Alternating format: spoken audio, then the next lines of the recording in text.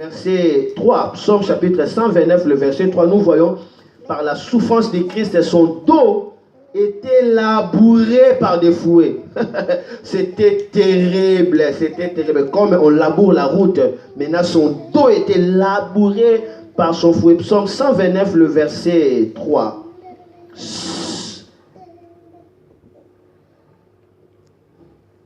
Sur mon dos, des laboureurs ont labouré. Ils ont tracé dessus le long sillon.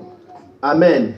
Des laboureurs. Cela veut dire, la frappe là, ça a labouré. Son dos était pourri par la souffrance.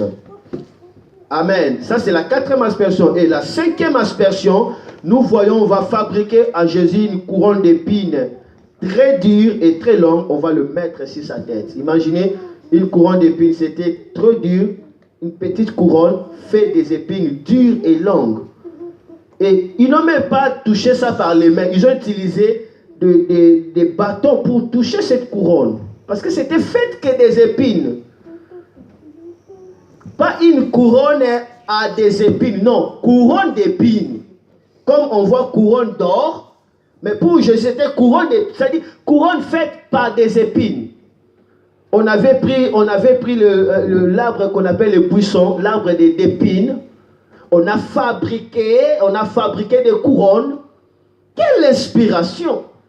Et Jésus, il est déjà labouré par la souffrance. On va prendre les couronnes là, on va les tirer pour les mettre. Lorsque les couronnes étaient ici, les nerfs troués, les sangs, ou là, ça touchait tout son visage. Alors il était devenu méconnaissable. Personne ne pouvait les regarder des fois. C'est ici, quand on parle que Jésus-Christ, il était devenu laid, c'est ici.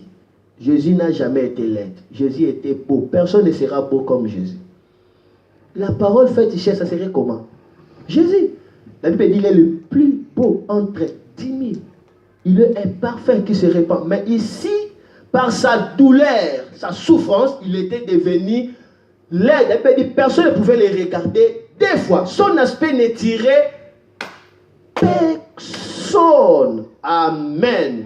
Et nous le voyons dans Matthieu chapitre 27, le verset 27 à 30, couronne d'épines. Jésus a pris les épines de la vie. Rappelez-vous que Dieu avait maudit la terre pour l'homme. Il dit que non, la terre te portera des ronces, des épines. Amen. La terre va te produire les épines. Tu vas souffrir. Mais maintenant, Jésus a pris les épines, a mis ça sur la tête. Je te dis, ma soeur, mon frère, personne ne peut te maudire.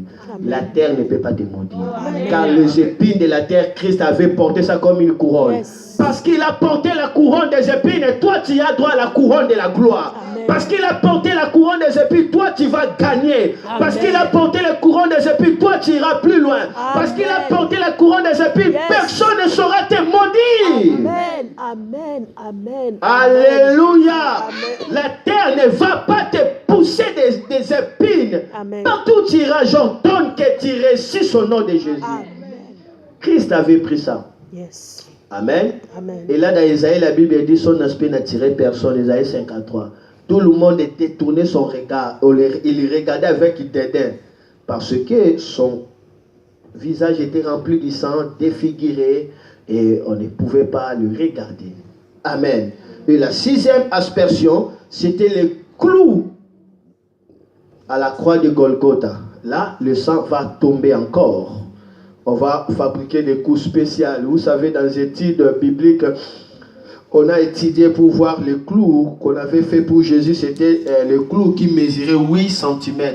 Le clou de Jésus mesurait approximativement 8 cm. Bon, imaginez 8 cm. C'était pas comme des clous, c'était comme des birins, vous savez. C'était comme des birins qu'on fait pour trouver des bétons.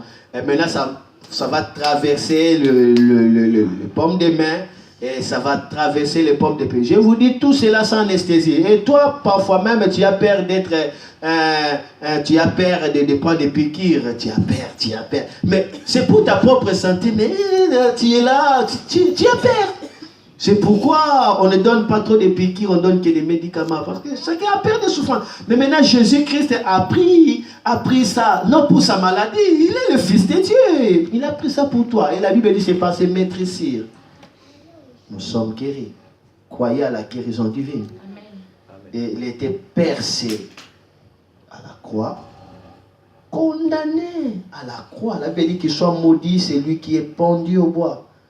Mais lui qui n'a rien fait, il était condamné. Qui peut te condamner? C'est pourquoi la Bible dit qu'il n'y a point de condamnation pour tous ceux qui sont en Jésus-Christ.